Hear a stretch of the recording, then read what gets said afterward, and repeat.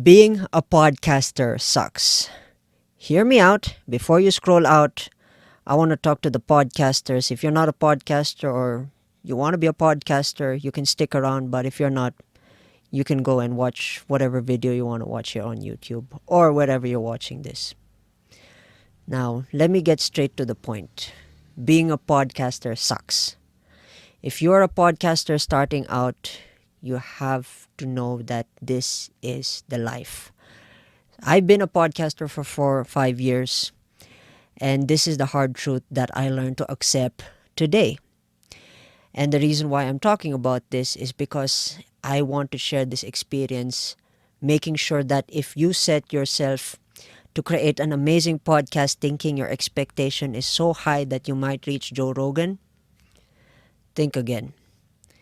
The thing about podcasting, it's a form of expression just like vlogging, blogging, and UGC and all these other content creators doing their own type of content.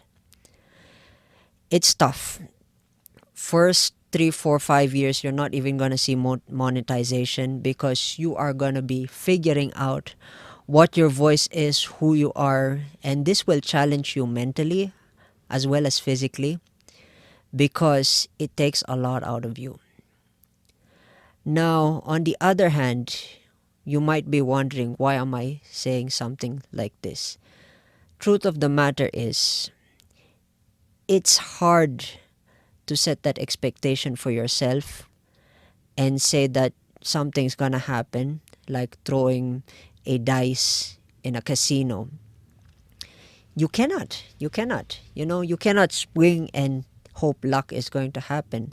To some, yes, luck happens, but to majority, it's all pure hard work before you achieve that form of luck. And in the podcasting space, it's very competitive. For you to stand out, you need to be consistent, you need to show up, you need to do what you need to do in order to come up and improve.